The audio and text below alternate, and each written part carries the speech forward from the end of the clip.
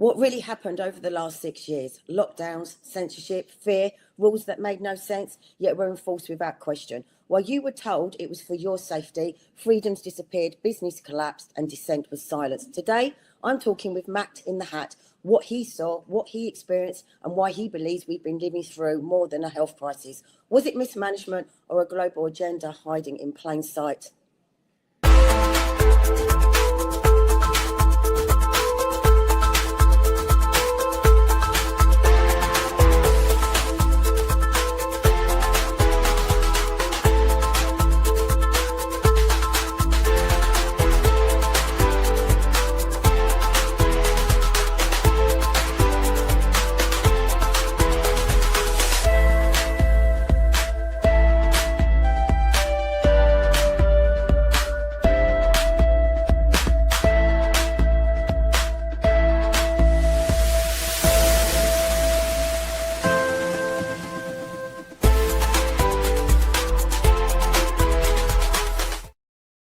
Hi, I'm Claire Dyer, and this is Dire Consequences on Unprecedented TV, because when those in power make dire decisions, it's ordinary people to live like us with the dire consequences. Here at Unprecedented, we advocate for free speech, uncensored conversations. Our role is very clear: to ask the questions others avoid, to protect open debate, to challenge the narratives, not to tell you what to think, but to defend your right to think freely. So please do like and subscribe so we can keep bringing you the truth. So over the past 6 years or so, since COVID and lockdowns reshaped our world, we have witnessed freedoms restricted, debate narrowed, and trust in institutions completely shaken. Policies that often defied common sense, agendas that felt disconnected from everyday reality, a climate where questioning was just too easily dismissed.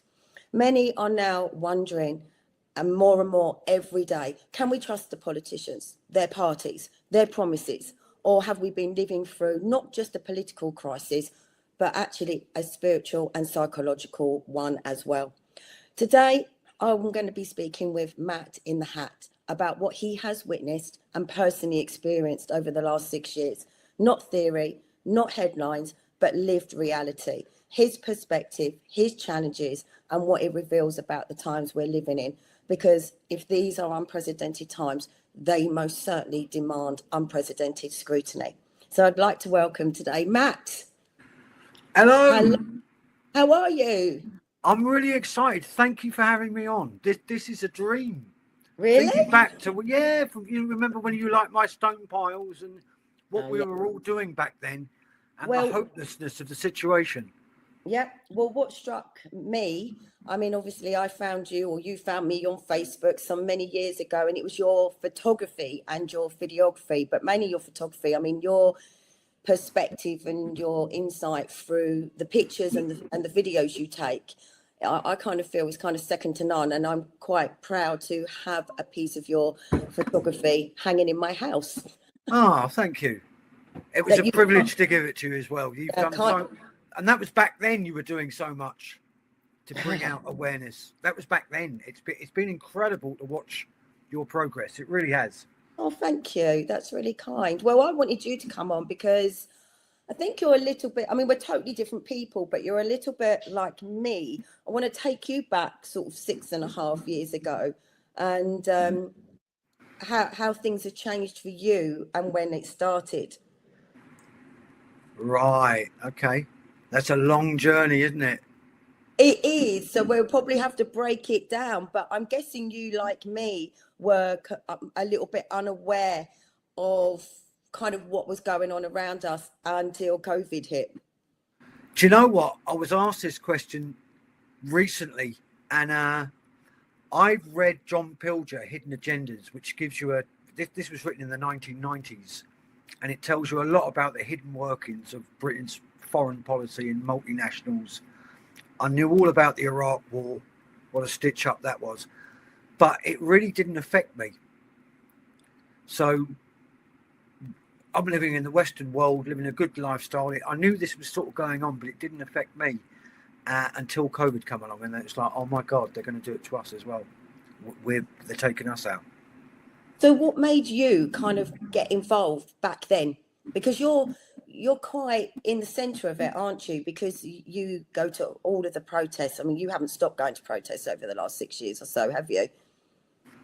If you look at my videos, you'll see why. I really enjoy them. You know, I always look for the speaker. Where's the music? Where's the dancing? Let's have some fun.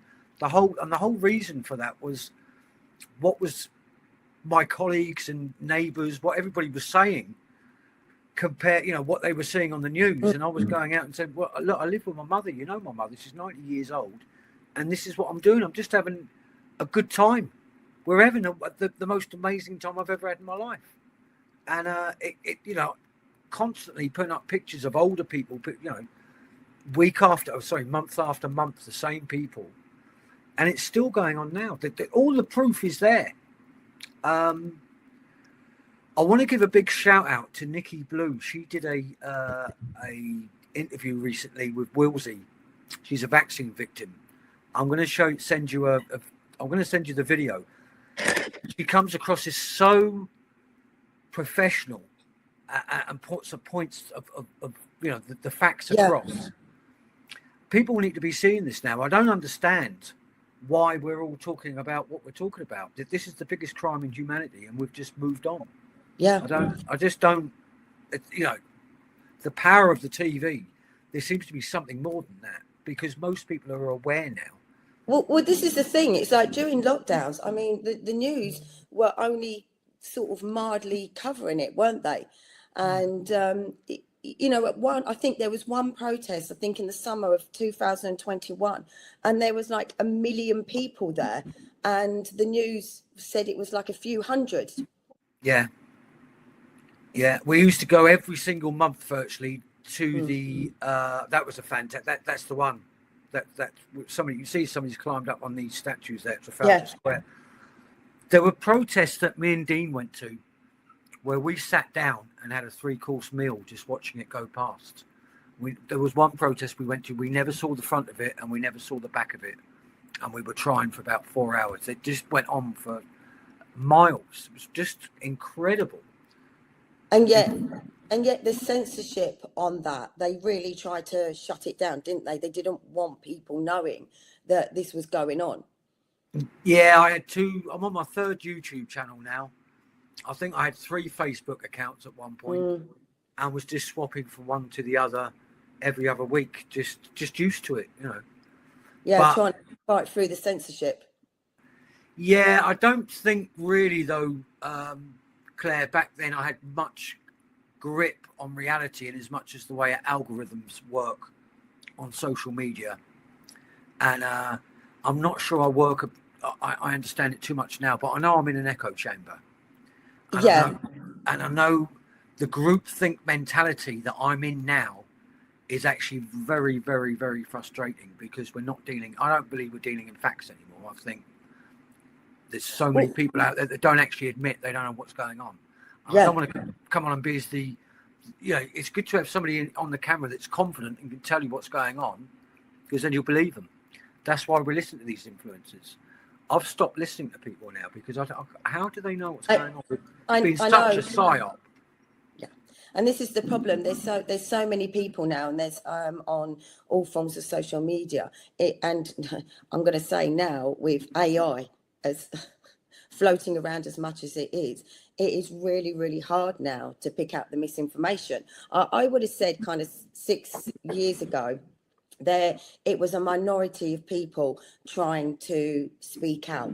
That it felt like there was just the two sides. There was the mainstream media and also what our government was telling us, and then you had, you know, a small minority of very quite vocal people, and you could almost sort of trust it. But now I kind of feel like it's all becoming a bit of a blur, don't you?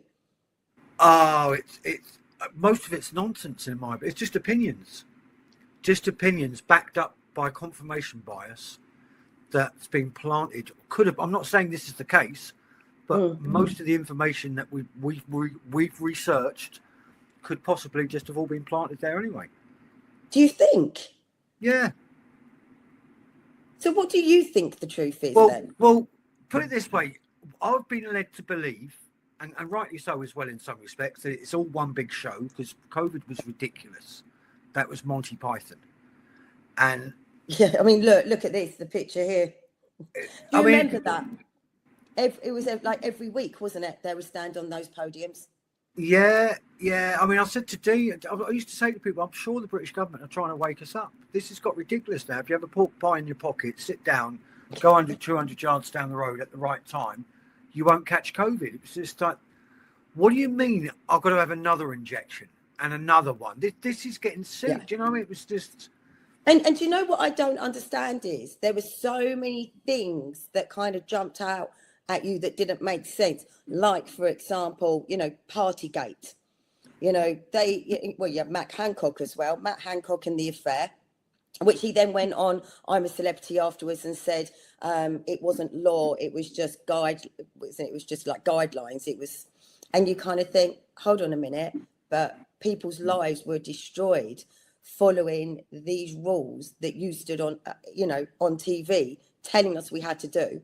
You had the party where they're all mixing and Boris as Prime Minister, socialising and obviously not social distancing.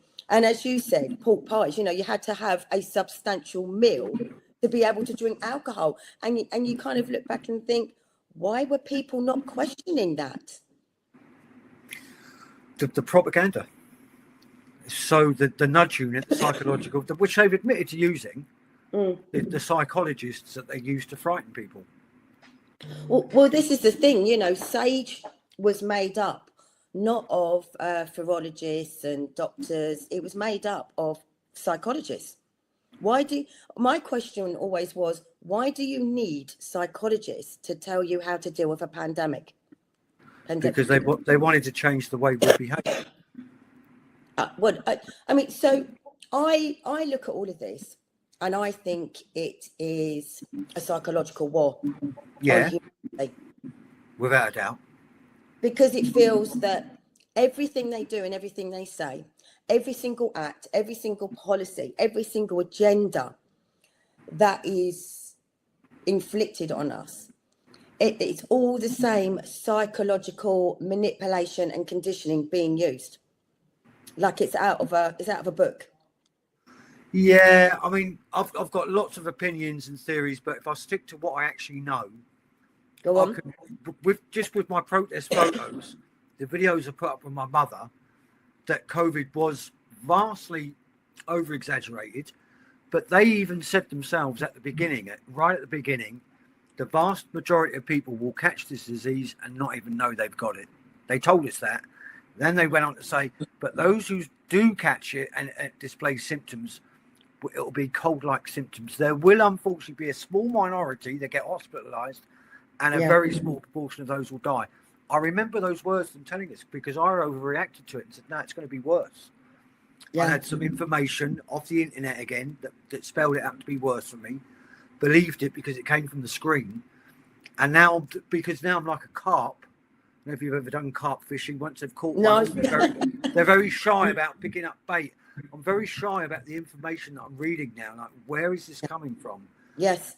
And I'm really noticing this herd mentality, group mentality of us being in an echo chamber. Yeah. I've recently been on social media trying to challenge people, just very, very gently. Where are you getting this information from?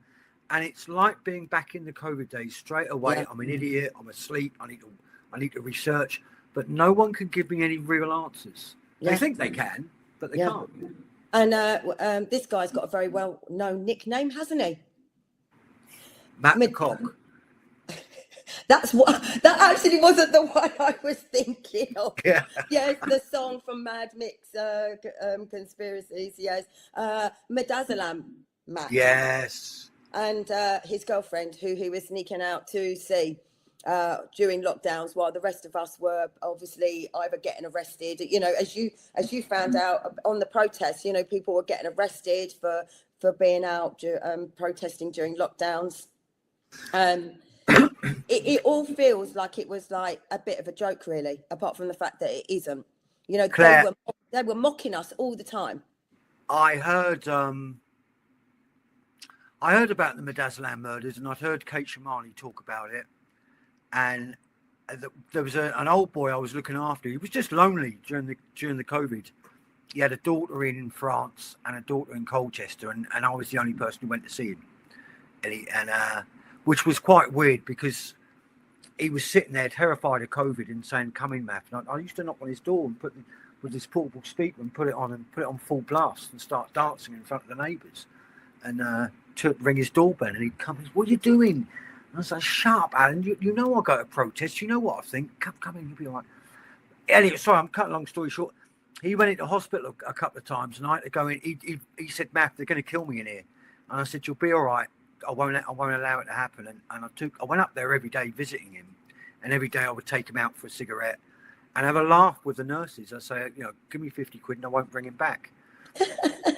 And I went up. I left him for a Saturday, and to go to a protest. And when I went back the next day on the Sunday, they moved him. He was running a temperature. They told me they'd done a COVID test on him and put him straight onto nil by mouth, and they'd been suffocating him for 24 hours by the time I got there with midazolam. There's a video of it on YouTube, and it was the way the nurse smiled at me. She thought she was doing the right thing. They all thought it was for the best. The doctor couldn't look at me, and I walked out of there thinking, well, I've seen it with my own eyes now. This is evil. This is incredible. I can't believe you don't put dogs down like this. I mean, I went in there for the next 2.5 days filming him, what the state of him, what was going on. And it's not really pleasant. And I've met quite a few people since that have experienced the same. And we've just ended up hugging each other, crying over this. There's many people. There's so many people that have tried. I would encourage anybody to speak out. Start speaking out. We've all suffered a trauma. That people were trying, and yet they were just shut down and censored. They were, I mean, talk to each other. Forget the authorities. We've got to hear each other. Talk to each other.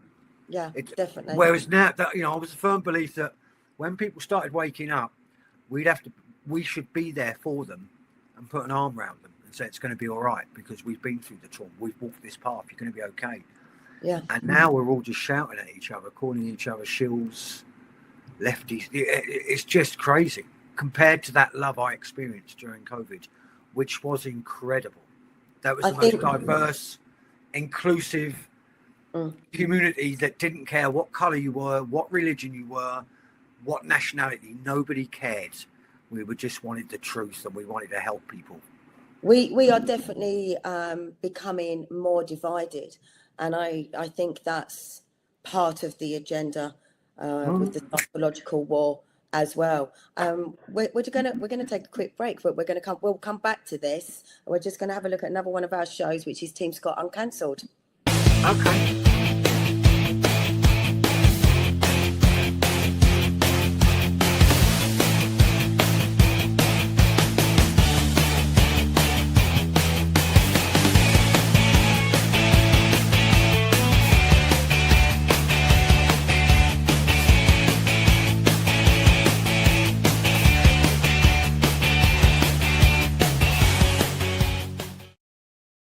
And that was the wonderful Tim Scott with Tim Scott Uncancelled, another one of the shows here on Unprecedented. And we're going to go. And there is Matt. Welcome back. Thank you. I've just realised how quick the time's gone and we've barely even scratched the surface. I can't even believe it. Oh, well, really quickly then, can I plug my party? Your party, go on, quickly, good. 9th of May, Saturday, Saltine. I'm having an art exhibition. And I did this 5 years ago, trying to bring the community back together. I'm doing it again with another photographer, Joe Taylor. Victorious are playing. Mad Mick's going to perform. Charlotte, the opera singer, said she was coming. Wendy and Steve from Sounds Beautiful are going to be DJing in the flute. And loads of other people, Joby, Chris. And obviously that's down near Brighton, because that's where just outside of Brighton. And for those who obviously don't know, you kind of gravitated and found yourself sort of what was called the freedom movement back then, and you met a lot of people, musical people, and as you just mentioned, bands like Victorious, and here's some of your photography that we've just brought up down at the coast near where you live. You live right on the beach, don't you? Yeah, right on the cliff top. Yeah. Always windy here. Yeah. So yeah, I would said really where my experience was, I'm going to say horrendous. It took me, well, I saw through it back in March 2020, but I found it very lonely, very isolating. I was stuck at home with young children, had young children at the time. I didn't really get to any protests. Whereas you, on the other hand, you kind of found your people, didn't you? As you said, you were going up to the protest with very lively, energetic, loving, musical people, weren't you? Original protesters took 33 officers to arrest this one. Oh, You won't arrest 33 officers to arrest this young woman. Ridiculous. Thank you. And they still struggle. It's fucking unbelievable. I've never seen anything like this in my life. They're just fucking nicking anyone. Literally any fucking one. Tell me about that, Matt. What happened there? That was December 2021. I actually went up with Dean, a friend of mine. He saw that I'd been to the month before and put up a load of pictures of the arrests, and he'd been to the summer ones. He said, we'll go up together. And I think the protest started off at Parliament Square. By the time it got to Downing Street, we were surrounded by riot police that were just coming out from everywhere and just attacking people, literally. And I glued myself to this YouTube called Tyrant Finder. And these riot police just come running at us straight past me to get to Dean. I literally pooped myself. The camera come up like that, and I just said, "Please don't hit me," and just went through them and turned around. And fortunately, I've got some really great footage of Dean, really good pictures of him. Fortunately, because of the cameras on him, I think that's why he got away with it. But they had a word. He left. He just said, "I can't handle this, man." And we carried on walking, and we didn't get. By the time we got to Trafalgar Square, the protests had been broken up. I'd never seen so many officers in all my life, and at that point, then I was just walking around showing you what had happened. That there was 15 minutes earlier, there were 5,000 people there. It was just gone. It was like being in a shoal of tuna, being surrounded by these vicious sharks. Original protesters took 33 officers to arrest this one. You hold the record. 33 officers to arrest this young woman. Ridiculous. Thank you. And they still struggle. So I think what a lot of people don't realise is because obviously they were just watching mainstream media and there was a narrative being played out. But most of the people there that were going up every month were just normal, everyday people. People were going as families, they were taking their children in pushchairs. And it's you just said there, 33 police officers to arrest one woman. Yeah, I would go as far to say that the people that I gravitated to were not just normal people. These were people I wouldn't normally mix with. They were artists. They were really creative, spiritual, beautiful people. Okay, what I mean is they're not your stereotype protesters as in like Antifa and stand up for racism. They're just everyday people like us. It was an do you know what? It was a party. There was one summer we took Parliament Square. I don't know why. I don't know what we were doing, but it was I was in bare feet, and it was a beautiful day. And I was going around the gardens opposite Parliament at Parliament Square. And friends, I was getting to know people, and they would sit down and have a sandwich. What's your name? And give me a glass of champagne. I don't drink. It's not for me. But sandwiches were being handed out. And then I was looking at my other friends, and they're having sort of in the middle of the road, having fisticuffs with the police. Everybody's wrestling with each other, refusing to leave and sitting down. And I thought, I'm going to go back over there to the sort of the mini riot, and get involved. And it was crackers. Have half hour of that and think, I'll go back and go on the lawns and have a bit of easy time with these really lovely people. It was just a surreal experience. Do you think through obviously the last 6 years, going to demonstrations and protests and, through your filming and your photography and making your videos, do you think it's kind of changed your perspective of like police, our institutions, our government? I had quite a faith in a higher power, if you like, before all this happened. That ensures that I don't drink. I've got used to have a drink problem a long time ago, and it's really just basically that was just reinforced so much. I don't know what happened to me. There was a very lonely time. You described it before I got to the protest, of being isolated. Everybody was against me.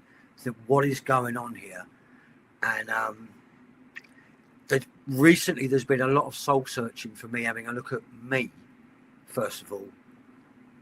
My confirmation bias, where am I getting my information from? Yeah. Have I been turned over? What's going, looking at, reevaluating everything and looking at the people around me as well. Power corrupts.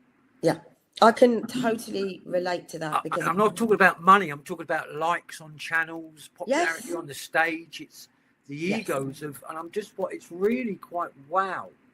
Well, I'm quite happy to be known as a fool and make a fool of myself. That's, That's the thing, though. You're really not.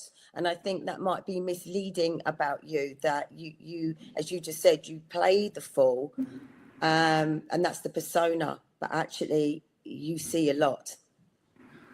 Well, I'm starting to see that I know the more I see, the more I know little of. Does that make sense? I've got the humility to explain that to you. I did think that this is one big cabal and blah, blah, blah, which it could well be, but we have a very big part to play in it. We have a very big part to play in it. I agree. Every time I allow that woman to say to me, oh, the computer says no, or the shopkeeper to speak to me, give me an answer to a question that I haven't even answered. Do you know the way people avoid things? Well, that's a very good question, Matthew. But what I think we should be talking about is this over here, or your behaviour. The deflection on facts is just, the more we put up with this nonsense, this is what's happening. And you going back to saying, you started looking at yourself and reevaluating. That's exactly how it was for me. I mean, I feel like not only did I open my eyes to what was going on around me, I almost opened my eyes inside to myself as well. And in you moving on, we're reflecting on ourselves as human beings. And we're very aware of the people around us. And you saying about egos, you're saying about corruption. I always say anybody can be corrupted. And it isn't just those in government and those, in our public institutions. We have been watching it over the last 5 years on social media. As you said, the likes, the views, even people starting to earn money through talking about this, on social media. Your ego. And I always say you need to always be aware of your ego, because, as I'm going to go back and say, I feel that all of this is a psychological and spiritual war on humanity itself. Well, let me answer you that. There's a lot of people wanting Starmer removed, me included, politicians to removed, and I don't care which way they get removed, really. But here's the question: what are we going to replace them with? Has anybody actually? Because they will get replaced with something. Look at the mainstream now. Look at what the people want: leaders. And if everybody can be corrupted, it means we're in this vicious cycle of this just keeps on continuing on and on and on. When's it stop? We're going to play another video, and then I want you to tell me about it afterwards. Oh, okay. Keep going. Say something about the masks. If you're wearing a mask, please return to home immediately. Take a long, hard look in the mirror at yourself.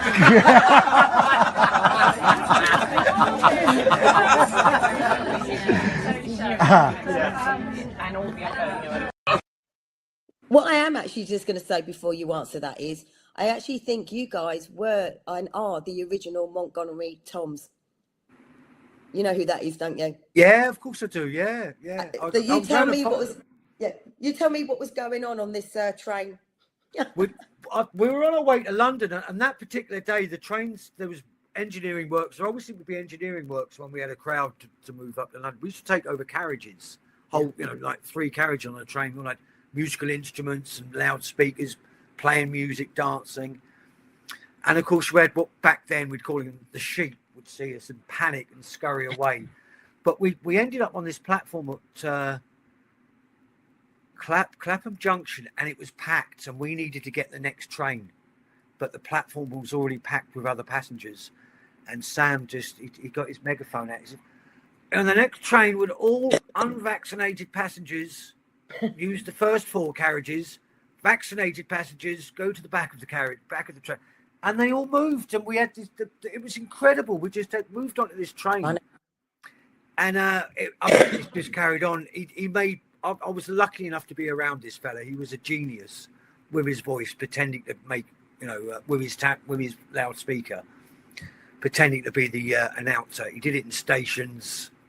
There's one, hopefully, Lemmy will play it, where there's a woman walking along the roads, a policewoman, and he's got the loudspeaker, and he's saying something like, beware, there's free-range humans ranging around. This woman's being very brave, she'll help you. It's just... I think we might have just seen that, actually, but... There are free-range humans circulating the area. Please return to your homes immediately. This lady in the high vis will help you and escort you there. She's being very brave. She's breathing the fresh air. It's her first time in a year. Salute her. She's risking her life standing this close to us. Absolutely risking her life. Health announcement. The air is not safe to breathe. There are free-range humans circulating the area. Please return to your homes immediately. This lady in the high vis will help you and escort you there. She's being very brave. She's breathing the fresh air. It's her first time in a year. Salute her. She's risking her life standing this close to us. Absolutely risking her life. Is that the volume gone again? It's back again now. It's just as well I've seen the video, isn't it? Yeah. So I didn't need to hear it because I know what the video was, thank God. Yeah, we seem to be having some technical issues. So basically what I thought was really good about what you guys did was that you turned a bad situation, and you've actually sort of in a way continued to turn bad situations into laughter, into song, whilst at the same time you're gaining awareness through it and making a bit of a joke as well. Yeah, do you know, I have to say, I've got to mention, and you should have him. I hope you do have him on, Jake. He's amazing. I know. Like to put it up, that amazing picture of the king and what he did with the beat. You know, that is art, and I'm going to keep repeating this because to myself, art. You know, power corrupts, poetry cleanses. The creativity, the passing the message of awareness through creativity is that's the spiritual connection. And that's something that can't be harnessed. And I think that's why I was gravitated towards artists, if you like, because you couldn't shut them up. And everybody was just, we've got to get this message out, either by poetry, photographs, music. Victorious and the Peace Festival now with music is just incredible. You know, live music creates magic. There's something in it. Forget about your mainstream stuff. Go and listen to a busker. Go and listen to a busker somewhere. Do you know? But the music's incredible. Well, this is why I keep saying I want you to write me a song, because you write amazing poems, and some of your poems have actually been turned into songs, or you've got up on stage with Victorious, and at the same time you are spreading the message. You were talking your poems, Victorious, the band, you're all writing about what was currently happening over the last 6 years. Yeah, do you know what? I've got to be honest with you. A lot of that stuff that I'm just a bricklayer. That's all. That split up with his missus and did a bit of soul searching and found out his life was a lie. He'd been lying to himself for years, and then he found out the government was lying to him. It was quite traumatic, really. Denial, which I think is my favourite, is probably written to me. I'm in denial of what's going on. I'm in denial of this higher power is actually showing himself to me now. This is, as you say, a battle of spirituality, but it's no good just talking about it. You actually have to live it. You've got to get up and do something in your actions. I was going to ask that. I don't think there is one solution, but what would you think is part of the way forward in this? Right now, taking a deep breath and stepping back and having a look at what my beliefs are, what's going on, but what is happening with me. Do you think? Yeah, because I'll go back to that same thing again. It's very who am I helping by spreading? If I'm we'll go back to COVID again. If we'd have dragged that government out, what would it have been replaced with? And could that have been for someone else's benefit? Well, that's the thing. I quite often start screaming and shouting, and I think I kind of was getting a bit irate last night when I actually had a conversation with Lembit on the phone, and I said, "You know what needs to happen, don't you? I went, the whole government needs dissolving. They all need taking out, and just the whole system needs taking down." Yeah. But it's not. It's never going to be a reality. But in my world, with rose-tinted glasses, I just feel that the whole system, from top to bottom, it just needs completely wiping out and it needs resetting. But like you say, with what? Lembit agreed with me, apparently. So but when with what? I mean, I know the answer. Genuine good people. We just need good people that actually care, and there's plenty of them out there. But how do you?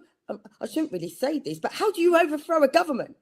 No, that could be done. That could be done, and I want the guillotines there as well.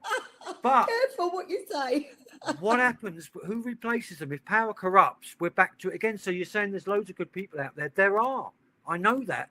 There were loads of good people on the protests, but some of them have changed. People change, and we live in a system where we live in a material system, and until we start realizing that you're rewarded for living this system, does that make sense? People are more concerned about their reputation than what's right. Yes. We should be going down to our local MPs' houses, local councillors' houses, and knocking on the door. Oh, careful! You will definitely get arrested for that. Like the I've tried. The but that's the thing. So what? If everybody did that, if everybody did it, everybody started. So we're not putting up with this anymore. We're not being violent. We just want you to address this question. You said it was safe and effective. I've got a vaccine victim would be here. Now, what are you going to do about it? Why aren't you going into Parliament? Or I've got a grooming gang victim here. Why aren't people being held accountable on a local level? Well, this is the thing. Keep passing the buck. It's incredible. It's not just that as well. It's not that they're not being held accountable. I mean, you just mentioned the grooming gangs, and we've got Keir Starmer here. I think he's got to be the most hated man, and also the most hated Prime Minister ever. I mean, we keep looking at him as an individual, as a person, but to me, he's just a puppet on a string. He's just doing what he's told. So it could be anybody. He's just prepared to sell his soul. Yeah. I think he's been brought in to do a job. But they all were, though. They all destroy all this. Yeah, they've all been brought in at certain times to fulfill certain parts of this agenda. And right now, we've got Labour probably doing the most damage, but, is red, blue, green, yellow. I mean, I'm just sick of it. I'll be honest now. And I actually said this morning, where it's Conservative, it's Labour, it's Reform, it's the Greens, it's Liberals, it's now popping, Restore Britain and Advance. Are they actually any different? Can any of them actually be trusted? Because that's the other thing. You don't know who to trust. But right now, we have Labour, and they've just managed to shut down a public inquiry into the rape grooming gangs. And first of all, no one's being held accountable. They're not being held accountable. But worse still, why are we not absolutely screaming the rooftops down over this? Yeah, that's a very, very good point. It's like, what's going wrong? Like I said, let's go back 6 years ago. You were on all of those protests. Your observation through your lens, through your photography, through your videos, you capture the life and soul of people. You captured the life and soul of those lockdown protests, not what was put on mainstream media, as in, the violence that was actually incited by the police, but, the arrest. You captured the fun. as I said, the laughter, the love, the singing, the dancing, the people being united. We're not seeing that so much now. Why are we becoming so desensitized? Why are we becoming so numb to everything? Why are we starting to care less? Well, I'll give you. When did political correctness start? Oh, you can't say that. We can't say that, Matthew. We can't say that, Matthew. Well, back then, I used to enjoy saying what you couldn't say. And I think I still do say what you can't say, but yeah, but then I went through a state. I settled down and got married, and just to keep the, an island business, and you can't say that thing out loud to customers and blah blah blah. And then COVID came, and I was like, I'm not doing it anymore. I'm not doing this. But it's it's social conditioning. Oh, you can't say this, you can't say that. Well, now it's law. You get put in prison for saying it. yeah. People can phone up the police and complain that you've offended them by what? Saying there's only two genders, or it's daytime when the sun's shining. This has got ridiculous now. I think it is an element of that, but I also think people are starting to care less, and people are giving up. You think how many people are still playing a part in this or fighting against this in one way or another, whether it's protesting or it's direct action or it's trying to fight through your councils and your government. How many people that you knew back then still standing doing this now? Not many. Nothing like the numbers before. But I'll tell you another thing. When I went to a lot of protests with Dean, and we missed a lot. We were late for trains. We were late getting to places because he was always stopping and speaking to the beggars at stations. And I said, "Come on, Dean." "Oh, no, come and have a chat with this fella." "Go, I'm just getting him a coffee. Hang on a minute." And it's like, "What are you doing? We ain't got time for this nonsense." But we got to know a lot of. I still see them now. Some of them, and some of them are lovely people. I know they take my head off at 10 o'clock at night if there's no one around and witnesses. But in the day, these are people. And Dean and the people from the protest showed me about charity. And I went to a Tommy Robinson protest. We covered that, and then we went round to the left. And they were all standing there chanting, "Refugees are welcome here, save the planet." Millions of these signs just being dumped everywhere. And there was a couple of Romanian beggars sitting there with empty pots, and the people walking straight past them going, "Refugees are welcome here."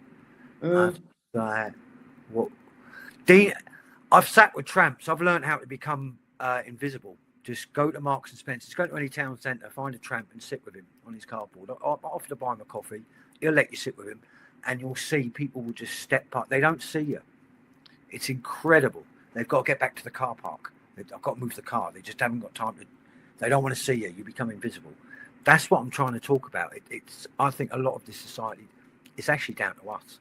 There's just no compassion, no love. The hatred's being increased. It's quite incredible. It's frightening, really. We have actually run out of time. It's gone really quick, but I was going to say, I actually said something like this the other day. I said, what is, our governments, etc., are doing to us. But actually, we are the problem. We're the problem because there's not enough of us to stand united together. And it is, power in numbers. Until we stop putting up with just the petty stuff, it will just continue. Yeah. And all I keep seeing is people pointing the fingers and blaming other people all the time. I've got two questions, and I need you to answer them really quickly. The first one, what did you believe back 6 years ago that you no longer believe now? The government would kill me. Right. And what do you see coming next for us moving forward in all of this, personally for you? Good stuff. Do you? Yeah. That is very mixed. Sorry, we are running over, but that is very mixed because a lot of people who are very sort of spiritual think that we're going to go through this process and it's, we're going to go through the bad and then we're going to come out good at the other end. I don't know. Jury's out for me. COVID was the darkest period of my life, and it was an absolute living nightmare, and it's been the best time of my life.